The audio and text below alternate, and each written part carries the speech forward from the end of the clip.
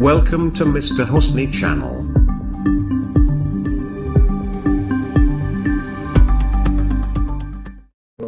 Selamat siang, Pak. Oke, terima kasih atas kehadiran rekan-rekan mahasiswa semua.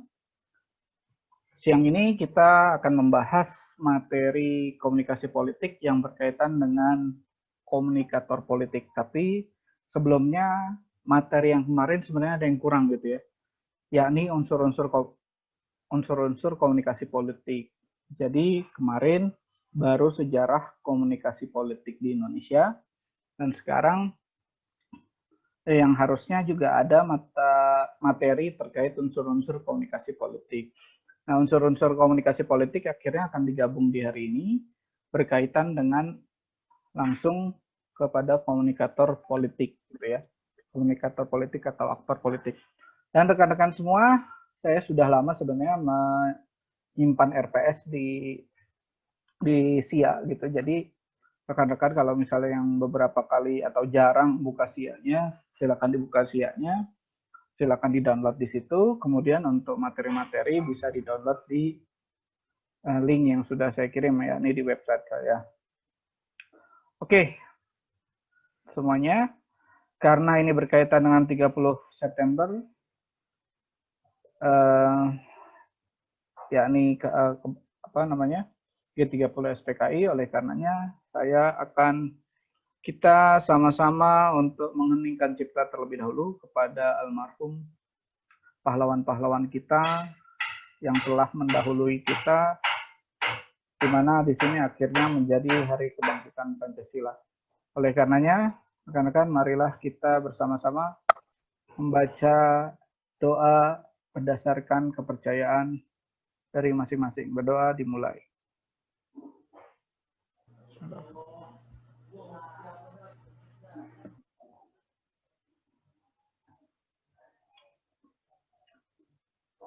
Baik. Oke.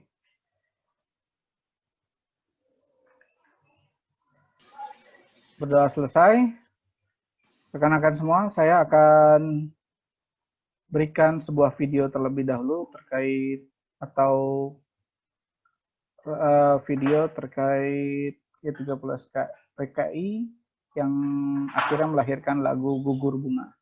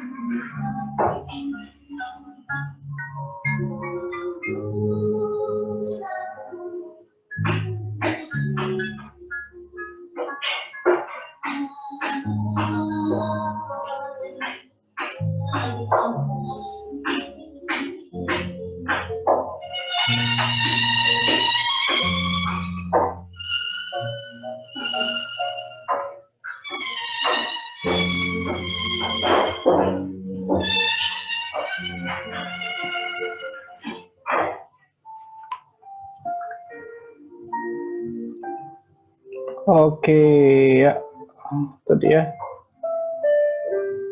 teman-teman.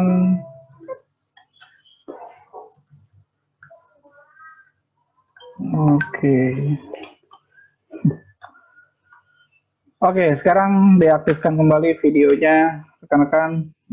Terus saja kita mengenang para pahlawan kita yang telah gugur bukan di medan perang sebenarnya, tapi karena perang ideologi, ya, perang ideologi dan politik.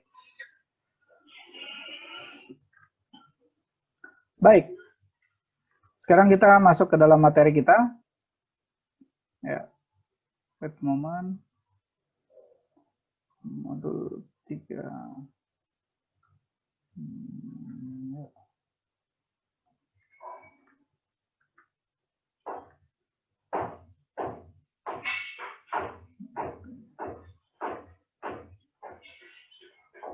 unsur-unsur.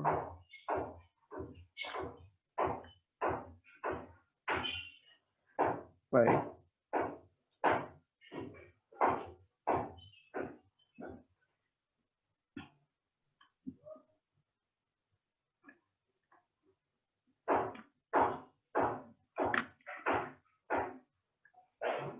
Oke, kita masuk ke dalam unsur-unsur komunikasi politik.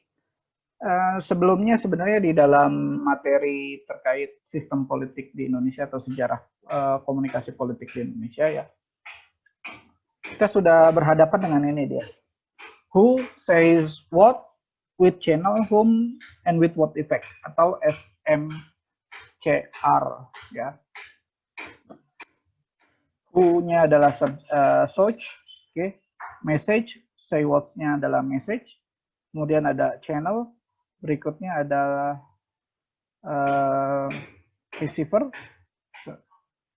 search, message, channel, receiver, dan effect, gitu ya. Yang terakhirnya adalah effect. Oke, berikutnya berlanjut nih dia. Who-nya itu apa? Sumber atau komunikator adalah pelaku utama atau pihak yang mempunyai kebutuhan untuk berkomunikasi untuk memulai atau yang memulai suatu komunikasi dan juga sebagai encoder ya. Encoder itu adalah yang mengirimkan kode atau pembentuk pesan. Gitu ya. Nah, siapakah sumber itu?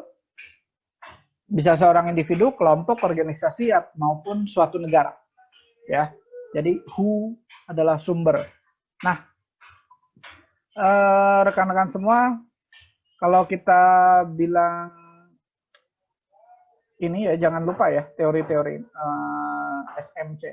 SMCRE ya. SMCRE ini adalah teori yang nanti kalau Anda melakukan penelitian, Anda akan ditanya Anda mau melakukan penelitian dari ranah apa? Dari ranah search-nya kah? Dari ranah message-nya kah? Atau dari ranah channel-nya kah?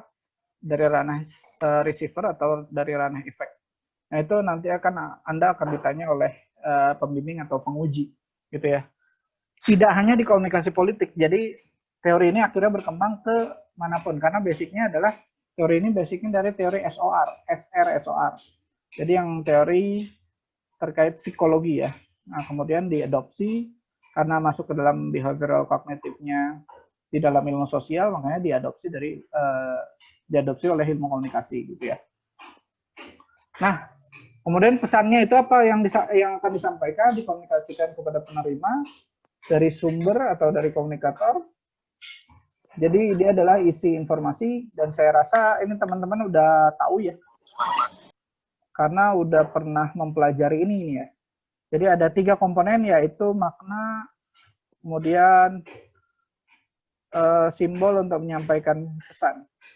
Ya, jadi ada makna, ada pesan, ada 3 komponen, yaitu pesan, yaitu makna, kemudian simbol untuk menyampaikan pesan ya. Berikutnya, in which channel, salurannya apa? Nah, saluran ini adalah wahana atau alat untuk menyampaikan pesan dari komunikator atau dari sumber kepada komunikan. Jadi kalau misalnya ada orang, dia informasikan sesuatu atau memberikan pesan sesuatu, dia melalui channel apa? Apakah channelnya adalah bibirnya dia, ataukah tangannya dia, ataukah menggunakan alat khusus gitu ya.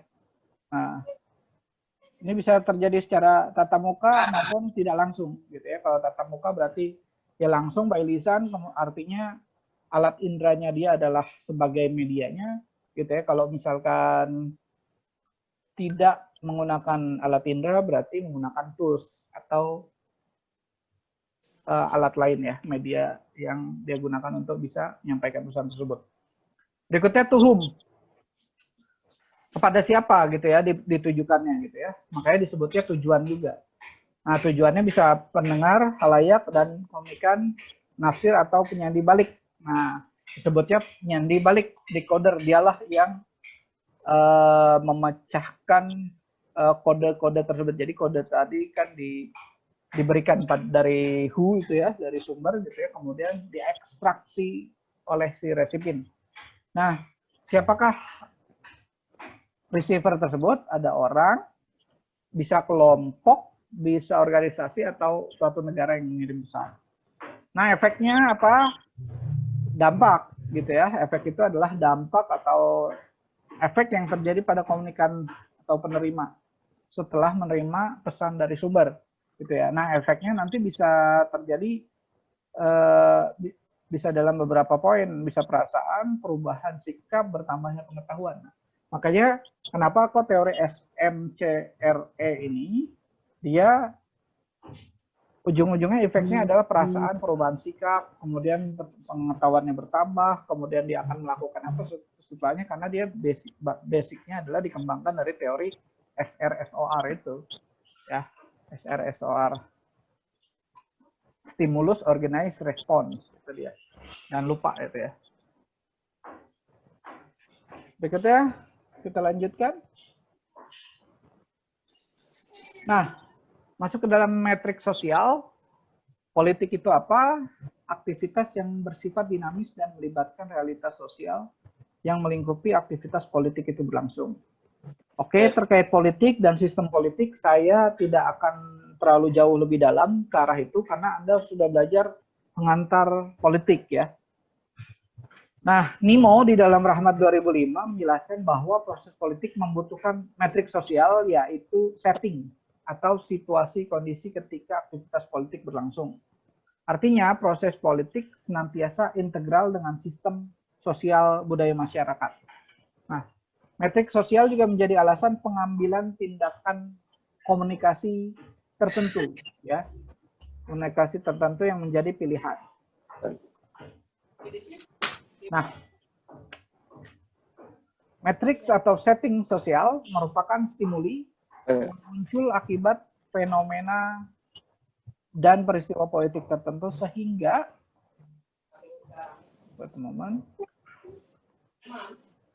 melahirkan bentuk proses pesan komunikator, media, dan halayak yang sesuai dengan realitas politik. Oke, paham ini ya. Jadi ada metrik sosial akhirnya di dalam unsur-unsur komunikasi politik, kemudian melahirkan ini proses, ya, bentuk proses, pesan, komunikator, media, dan halayak yang sesuai dengan realitas politik atau sosial yang ada.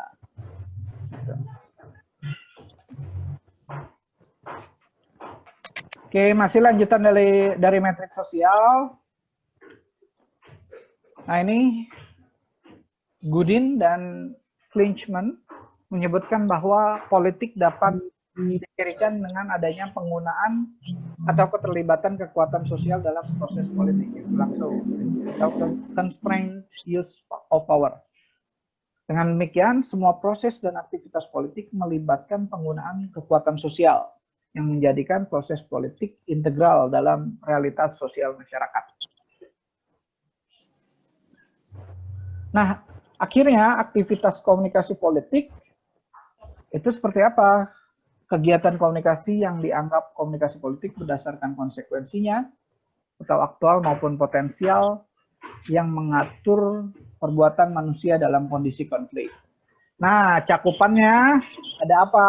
Nah, inilah yang menjadi unsur-unsur dari komunikasi politik. Ada komunikator, ada pesan, ada persuasi, ada media, ada halayak, ada akibat. Jadi tadi kalau kita ngomongin matriks tadi, ya, di mana matriks itu adalah setting sosial yang menjadi stimuli muncul akibat dari fenomena dan peristiwa politik, melahirkan bentuk pesan, bentuk proses, pesan, dan segala macam. Makanya melahirkan ini. Oke, akhirnya cakupan atau unsur-unsur komunikasi politik ada ini, ada komunikator, ada pesan, ada persuasi, ada media, ada halayak, dan ada akibat, gitu ya. Persuasi itu sendiri ya pesan itu sendiri sebenarnya. Jadi source, message, channel, receiver, effect. Jadi memang cakupannya itu, gitu ya. Jadi tadi kita sudah ngebahas SMCRE, ya itu dia, ya. Nah, komunikator politik. Nah, Nanti kita akan ulas setelah ini apa itu komunikator politik lebih dalam. Gambaran sedikit, dia adalah unsur-unsur komunikasi yang sangat menentukan berhasil tidaknya proses komunikasi, ya, itu unsur komunikator. Komunikator mewarnai atau mengubah arah tujuan komunikasi, ya. Dia mewarnai atau mengubah arah tujuan komunikasi.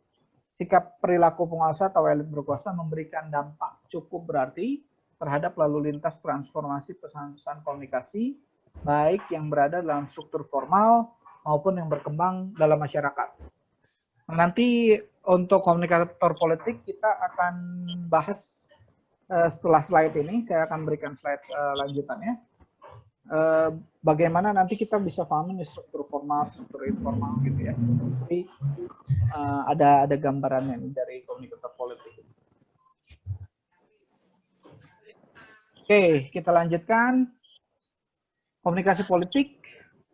Komunikasi yang melibatkan pesan-pesan politik dan aktor-aktor politik atau berkaitan dengan kekuasaan pemerintah dan kebijakan pemerintah. Yang pengertian ini sebagai sebuah ilmu terapan, komunikasi politik bukanlah hal yang baru. Komunikasi politik juga bisa dipahami sebagai komunikasi antara yang memerintah dan yang diperintah. Komunikasi politik, proses penyampaian pesan-pesan yang terjadi pada saat keenam fungsi lainnya itu dijalankan. Nah, keenam fungsi lainnya yang tadi itu unsur-unsur komunikasi politik.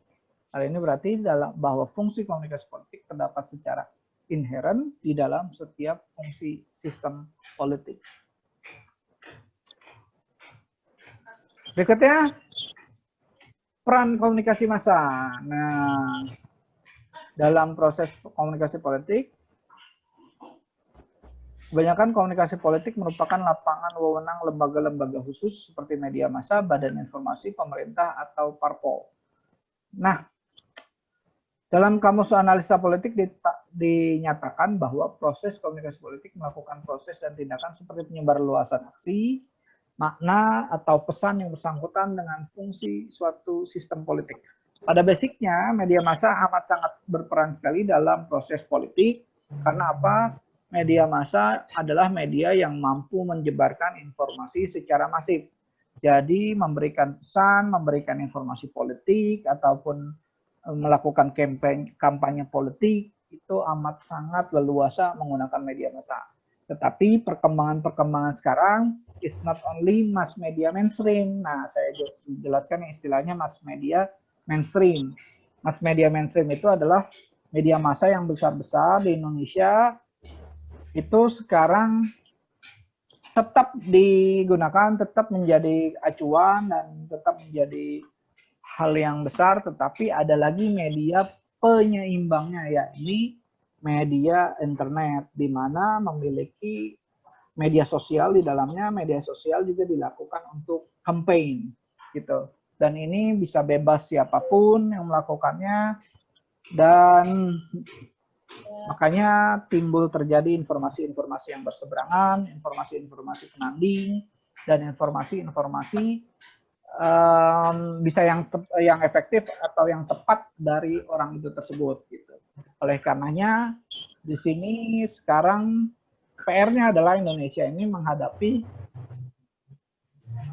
jumlah pemilih ya, jumlah pemilih itu lebih banyak didominasi oleh usia-usia yang milenial gitu ya. Nah, untuk menghadapi milenial ini mereka justru jarang untuk menyaksikan mass media mainstream tadi gitu. Justru mereka lebih memilih kepada media-media yang anti mainstream gitu ya. Yang dimana bagi mereka itu menarik, kemudian mereka tonton itu. Oleh karenanya proses politik juga mengalami perubahan tuh. Dinamika politik mengalami kreativitas yang tinggi, bagaimana untuk bisa menyampaikan pesan dan ide-ide untuk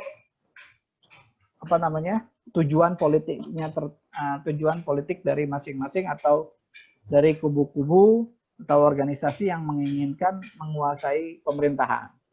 Itu dia.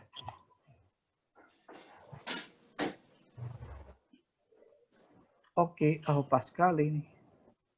Ya. Oke, ada pertanyaan untuk unsur-unsur komunikasi politik sampai sini? Teman-teman? Saya tidak, Pak. Oke.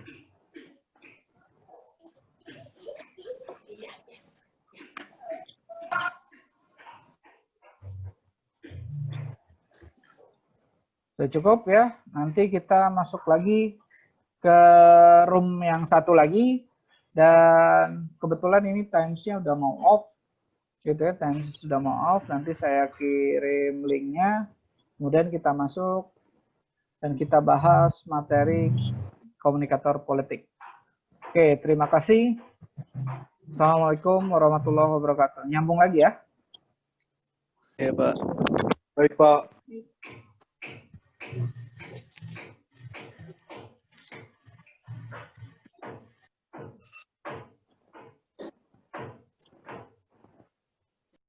Oke. Ya. Rekan-rekan semua, kita masuk ke dalam pembahasan komunikator politik atau disebut juga aktor politik. Nah, komunikator politik ini akhirnya erat dengan kepemimpinan politik. Kenapa? Karena siapa dia aktornya, dia akan mencoba untuk menjadi bagian dari kekuasaan, gitu ya, atau menjadi bagian yang memiliki peran lebih besar untuk mengatur kehidupan dirinya dan kehidupan orang lain, gitu ya. Nah, komunikator politik akhirnya bersinggungan dengan faktor leadership. Jadi kalau Anda sudah mempelajari leadership, leadership itu akan dipakai gitu ya, atau akan digunakan tidak hanya sudah pasti tidak hanya di dalam sebuah organisasi atau di sebuah instansi gitu ya, tetapi juga di sebuah lembaga negara atau kekuasaan tertinggi negara gitu ya. Oleh karenanya, rekan-rekan semua, aktor politik dia harus memiliki kepemimpinan yang tinggi ya. Nah, kepemimpinan ini bisa terbangun dari seni memimpin, bakat memimpin gitu ya, atau juga sudah menjadi jiwa. Jadi leadership itu adalah sudah ada di dalam hatinya gitu ya. Jadi sudah terbangun di dalam dirinya. Nah, ini yang baik gitu ya. Oke, kita langsung bahas saja. Nah, lalu apa yang disebut dengan komunikator politik atau aktor politik? Sekali lagi, ia adalah sebutan bagi mereka yang berkecimpung dalam dunia politik. Ya, berkecimpung dalam dunia politik. Nah, dunia politik ini berwarna, berbeda-beda, tergantung ideologinya, gitu ya. Tergantung ideologinya. Misalkan ideologinya apakah dia kapitalis, apakah ideologinya komunis, ya, ataukah ideologinya berbasis agama, gitu ya. Dan atau memiliki dan juga tergantung kepada sistem pemerintahan. Apakah monarki, ataukah republik, ya, ataukah parlementer, gitu ya, sistem pemerintahan. Nah, ini amat sangat bergantung pada sistem dan juga ideologi. Ya. Nah, saya ambil dari gambar ini, Socrates itu memandang ada 3 gitu ya. Ada 3 di dalam sebuah organisasi, institusi ataupun negara gitu ya. Negara. Yang mengatakan ada filsuf, ada tipikal orangnya ya. Yang menjadi filsuf, pedagang atau tentara gitu ya. Nah, kita mulai di dalam pedagang dulu. Jadi ada yang memiliki desire, keinginan untuk terus-menerus untung, gitu ya. Terus-menerus mendapatkan hasil yang sebanyak-banyaknya. gitu ya. Ada yang memiliki desire, gitu ya. Ada yang memiliki desire. Ada juga yang memiliki spirit, gitu ya. Semangat yang tinggi. Semangat yang tinggi, makanya disebut manusia itu adalah bagiannya ada pedagang, ada tentara tadi. Jadi semangat yang tinggi, baik itu untuk membela, ataukah untuk mempertahankan, atau juga untuk ya, atau juga untuk menjaga lingkungan, gitu ya. Nah, ada yang filsuf, tipenya ada yang filsuf. Dia diibaratkan adalah sebagai reason. Dia adalah dalil untuk bagaimana arah, gitu ya. Dia yang mampu menjelaskan, gitu ya, menjelaskan bagaimana A dan bagaimana B. Nah, tipikal-tipikal ini, gitu ya, tipikal-tipikal ini akhirnya merekalah yang menguasai dari bagian itu, ya. Merekalah yang menguasai dari, ya, merekalah yang menguasai kekuasaan tersebut. Nah, sekarang kenapa kok filsuf di situ, gitu ya? Filsuf ini adalah orang yang memiliki wisdom, ya, dengan pengetahuan yang tinggi, gitu ya, memiliki pengetahuan yang tinggi dan memiliki kebijaksanaan. Jadi kalau misalnya kita ngomongin leadership, gitu ya, orang yang memiliki leadership itu dia memiliki ketajaman dalam determinasi, gitu ya. Dia memiliki pertimbangan yang kuat, kemudian keputusan yang konsisten, yang tegas, gitu ya. Berikutnya dari keputusan lahirlah policy, kebijakan. Dari kebijakan juga paling tingginya adalah wisdom. Artinya apa? Kebijaksanaan. Nah, ini dia.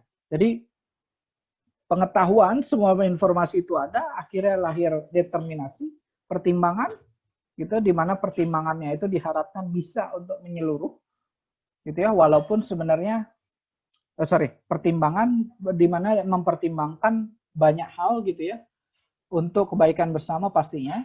Kemudian akhirnya lahirlah decision, gitu ya, atau keputusan, dan keputusan ini akhirnya setelah berdasarkan pertimbangan-pertimbangan tersebut, meskipun pertimbangan tersebut itu belum tentu bisa menyenangkan semua orang, gitu ya. Artinya keputusan itu belum tentu bisa menyenangkan semua orang. Akhirnya lahirlah policy, kebijakan, lahirlah kebijaksanaan. Artinya pemimpin itu adalah orang yang sudah memiliki kebijaksanaan tertinggi itu.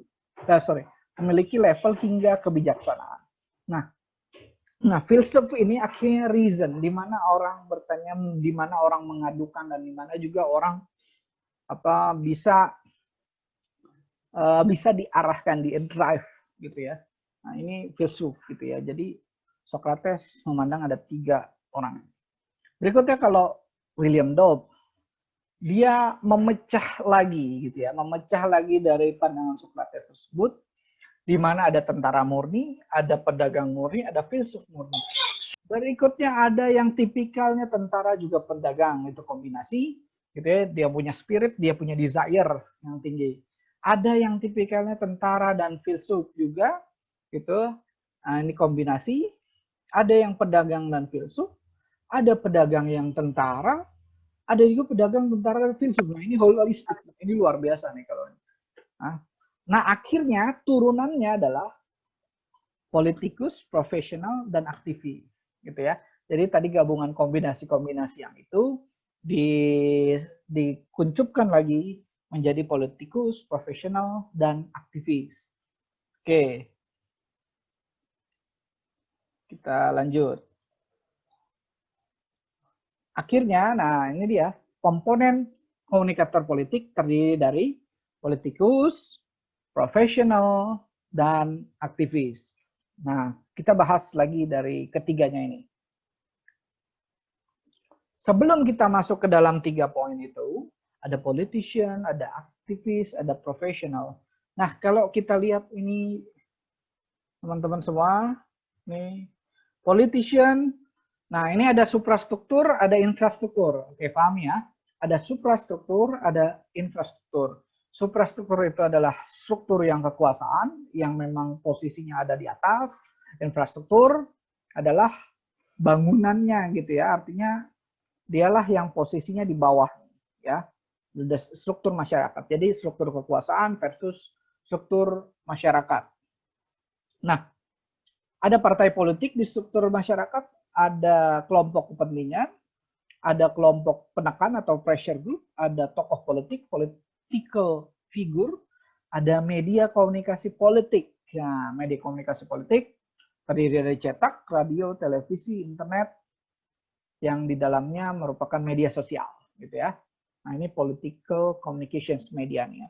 Nah, politician kita lihat, politicians ada di beberapa arah. Kita lihat ada 1, ada 2, ada 3 nih ya. 1 dia berada di partai politik, gitu ya. Berikutnya, kedua dia menjadi tokoh politik. Yang ketiga, ini dia ada di masuk ke dalam interest group, kelompok yang memang memiliki kepentingan, gitu ya. Jadi ada di partai politik mereka adanya, berikutnya ada di kelompok kepentingan, dan ada di tokoh politik. Nah, politisi juga ini akhirnya mengarahnya ke sini nih, gitu ya, untuk di suprastruktur. Apa sih? Artinya dia 1 dia menjadi bagian dari infrastruktur, 1 dia menjadi suprastruktur. Ya, ini bisa sebagai executive officials, bisa menjadi legislators, bisa sebagai judicial officer. Gitu. Nah, berikutnya, di sini kita lihat ada aktivis di sini. Nah, kita lihat petanya aktivis. Aktivis ini hadirnya spokesperson. Nah, spokesperson di mana orang yang lantang berbicara. Ada dia juga sebagai opinion leader, gitu ya, penyampai atau penyambung lidah. Gitu. Nah, kemudian posisinya dia ada di mana? Ada di 2, bisa menjadi kelompok penekan, gitu ya. Ada di kelompok kepentingan, dan ini biasanya posisinya mereka masih di infrastruktur. Lanjut lagi, ada profesional. Nah, profesional terdiri dari promotor dan juga jurnalis. Nah, jurnalis ini masuk ke dalam infrastruktur di sini, gitu ya. Kemudian profesional yang merupakan promotor, nah dia sebagai political consultant, PR, political official, political marketing, gitu ya. Nah, ini juga, dan posisi-posisinya di sini yang promotor, yang diistilahkan sebagai promotor ini, artinya konsultan dan segala macamnya, dia akan terhubung dengan partai politik. Kita lihat, iya, seperti itu. Nah, lanjutnya kita pahami masing-masing. Apa itu politikus? Politikus adalah orang yang bercita-cita untuk dan atau memegang jabatan pemerintah. Tidak peduli apakah mereka dipilih, ditunjuk, atau pejabat karir, dan tidak mengindahkan apakah jabatan itu eksekutif, legislatif, atau yudikatif, serta pimpinan organisasi politik. Nah, inilah politikus ya. Jadi politikus dia memang cita-citanya untuk memegang jabatan pemerintah, artinya memegang kekuasaan itu. Bisa di 3 poin itu ya. Selanjutnya, nah ini juga dia. Kalau kita jadi anggota dewan mau bikin undang-undang apa tuh? Nah, jadi kalau misalnya Anda tertarik untuk menjadi politikus, kemudian Anda tergabung gitu ya di kelompok interest gitu ya. Tujuan Anda ingin menjadi anggota dewan. Nah, mau bikin undang-undang apa? Apa yang ingin Anda bentuk gitu, apa yang ingin Anda suarakan? Karena bagaimanapun Anda juga menyuarakan aspirasi masyarakat gitu ya.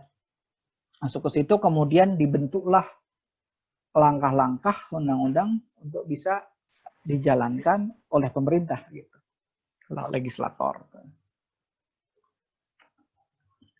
Berikutnya yang masuk ke dalam kategori profesional. Profesional itu apa? Orang yang mencari nafkahnya dengan berkomunikasi karena keahliannya berkomunikasi.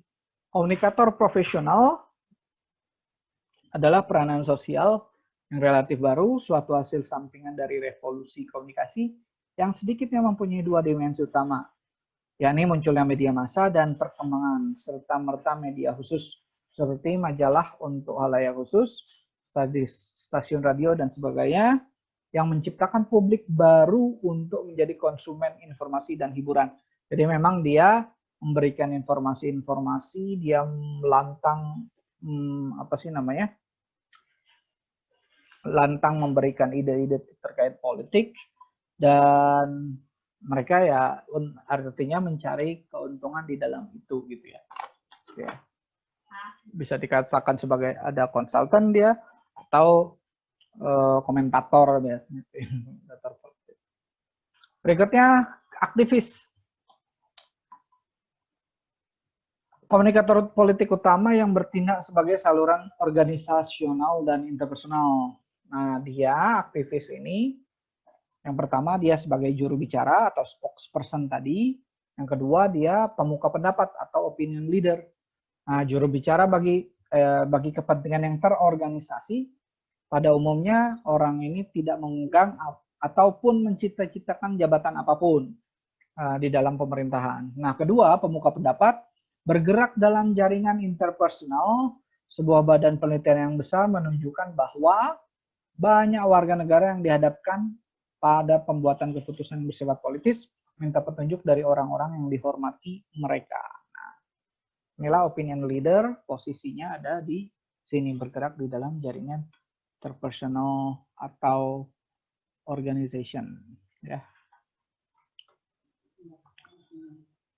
Yang kita pahami itu adalah politikus itu bukanlah perwakilan rakyat, namun mereka adalah kelompok geng yang mementingkan golongannya, bukan bangsanya. Ini Jesse Ventura, mantan gubernur Minnesota. Nah, sekarang kita pahami kekuatan komunikator politik. Dalam berkomunikasi politik, sering menggunakan tokoh-tokoh komunikator politik yang memiliki popularitas seperti tokoh masyarakat, agama, kalangan selebriti, dan lain-lain untuk menarik massa seperti dalam pemilu dapat mendulang suara. Sah-sah saja dalam komunikasi politik termasuk beriklan besar-besaran yang menghabiskan banyak biaya. Nah, ini menarik. Saya dulu pernah melakukan penelitian terkait pola komunikasi antara Barack Obama dan lawannya dulu siapa namanya, saya lupa. Lawan Obama yang pertama, yang kedua ya. Bukan, yang kedua itu kan, oke. Yang pertama, yang kedua. Saya lupa namanya, dan itu melihat biaya iklannya itu, Obama itu dua-duanya cukup besar biaya iklannya.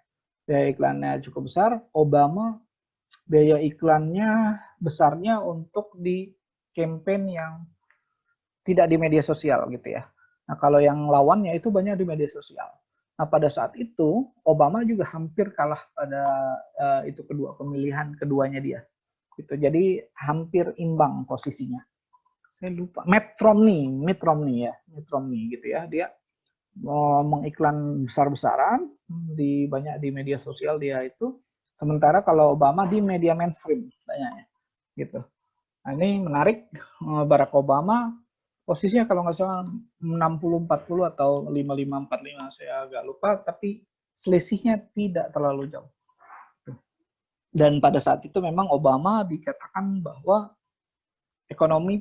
perekonomian pada zaman Obama agak sedikit menurun gitu. Nah, Mitt Romney hadir dengan narasi-narasi dan persuasi terkait ekonomi gitu. Makanya saya nggak aneh ketika Donald Trump hadir kemudian menang gitu, karena masalah-masalah itu terkait masalah perekonomian Amerika yang menjadi poin penting gitu, ketimbang Hillary Clinton yang memang politicians. Oke, berikutnya komunikator politik dan kepemimpinan politik. Komunikator politik yang merupakan pemimpin karena arti yang ditemukan orang dalam dirinya sebagai manusia, kepribadian tokoh yang ternama dan sebagainya, kita beri nama pemimpin simbolik. Sebagian besar politikus, komunikator profesional, dan aktivis politik adalah pemimpin organisasi, pejabat terpilih, atau karir. Karir itu mungkin kayak PNS ya, gitu. Mempunyai posisi formal kepemimpinan di dalam jaringan komunikasi yang terorganisasi yang membentuk pemerintahan.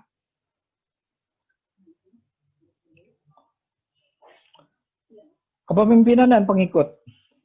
Pemimpin ada beberapa ganjaran, misalnya pemimpin mempunyai peluang yang lebih besar untuk menguasai keadaan dan mengendalikan nasibnya. Tadi saya udah katakan di awal tuh ya. Lebih dari itu, ada sesuatu yang menarik dalam kemampuan mempengaruhi orang lain, menegaskan kekuasaan di dalam kelompok, dan bahkan memberikan keuntungan dan kerugian. Kemudian ada ganjaran ekonomis, ya, ada ganjaran ekonomis pastinya, ya. Nah, oh, I'm sorry.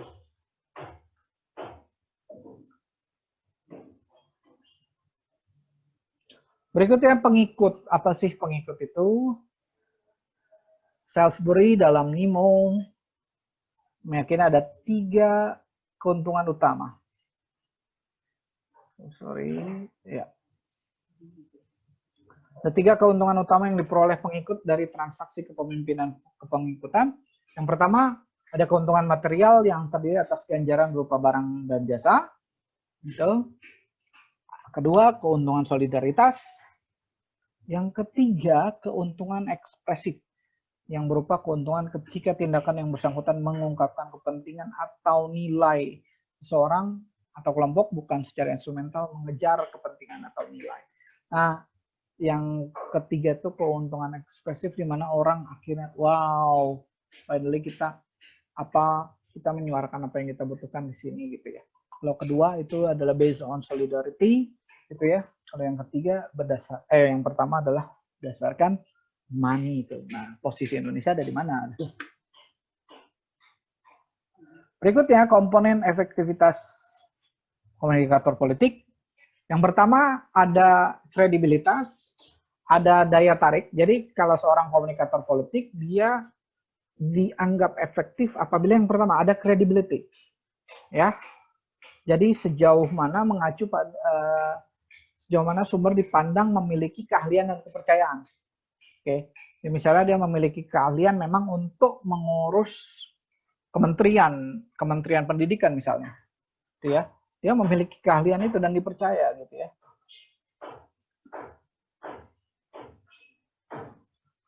Jadi ketika kredibilitinya itu naik, semakin ahli dipercaya sumber informasi, semakin efektif pesan disampaikan. Jadi apapun yang dibicarakan itu diterima, gitu ya. Ya kalau menteri pendidikannya memang basicnya dari pendidikan dan segala macam, dia memahami jalur-jalur pendidikan, nah kredibilitasnya semakin naik, kepercayaan orang semakin tinggi. Jadi kayak gitu. Berikutnya daya tarik. Daya tarik seorang komunikator bisa terjadi karena penampilan fisik, gaya bicara, sifat pribadi, keakraban, kinerja, keterampilan komunikasi, dan perilakunya. Sekali lagi, daya tarik ini bisa dibentuk. Daya tarik ini bisa dibentuk. Nah, inilah kehadiran profesional tadi, profesional komunikator politik gitu ya. Profesional komunikator politik untuk membentuk ini gitu. Daya tarik gitu ya.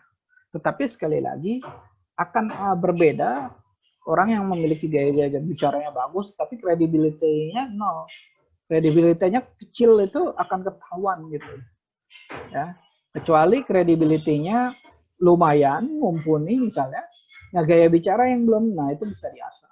Nah ini daya tarik ini bisa dibentuk. Nah makanya hadir ahli-ahli komunikator politik untuk merapihkan ini, gitu ya, atau konsultan politik.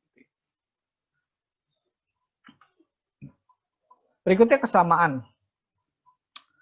Sumber disukai oleh audiens bisa jadi karena sumber tersebut mempunyai kesamaan dalam hal kebutuhan, harapan, dan perasaan. Jadi ada 3 hal, kebutuhan, harapan, perasaan. Dari kacamata audiens, maka sumber tersebut adalah sumber yang search likability. Dia menjadi sumber yang menyenangkan. Yang maksudnya adalah perasaan positif yang dimiliki konsumen atau audiens terhadap sumber informasi.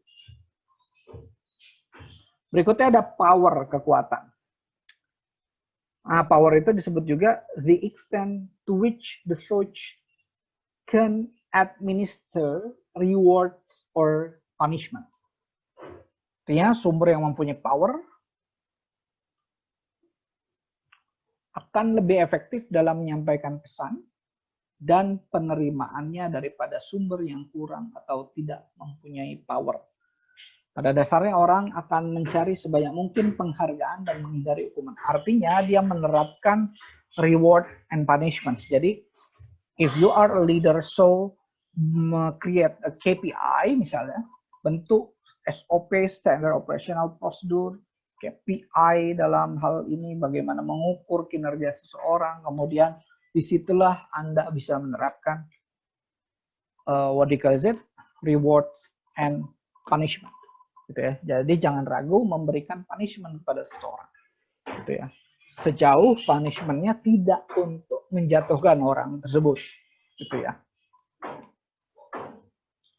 Oke. Cukup sampai di sini. Ada pertanyaan? Rekan-rekan semua?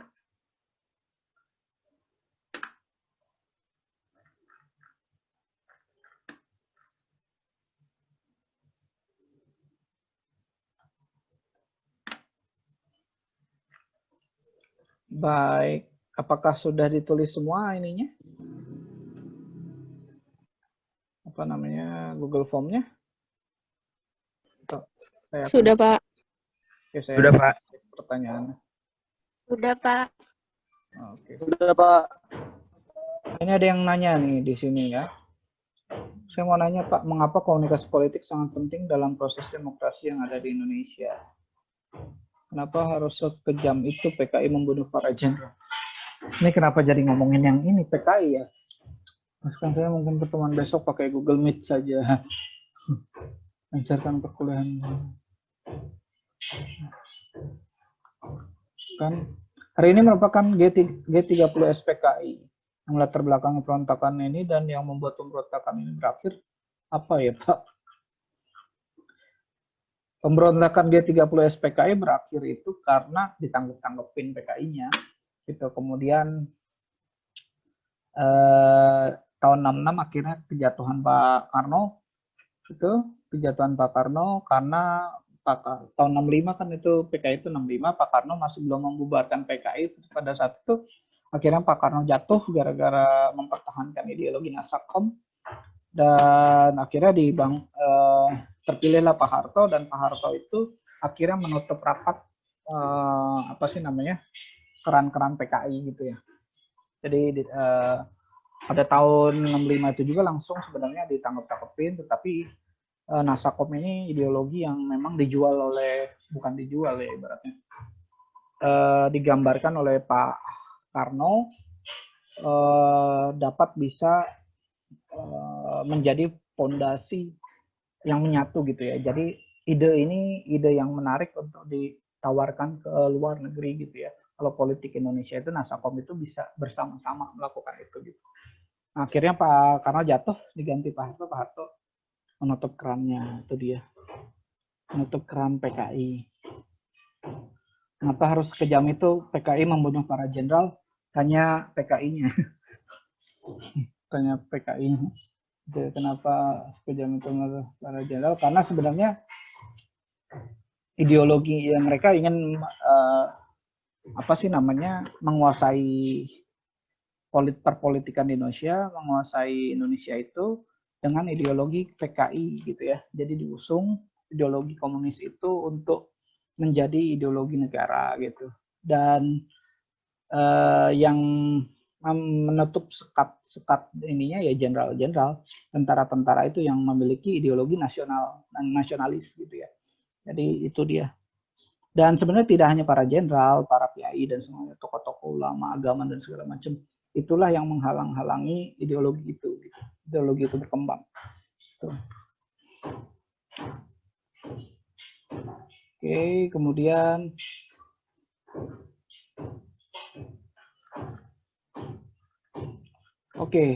mungkin next time pakai Google Meet, Pak. Google Meet itu nggak bisa direcord masalahnya. Kalaupun bisa direcord itu saya harus pakai OBS gitu. Dan terkadang ada ngegerung gitu ya, suara yang ngegerung. Oke, terima kasih. Semoga bermanfaat. Assalamualaikum warahmatullahi wabarakatuh. Waalaikumsalam warahmatullahi wabarakatuh. Makasih, Pak. Ya.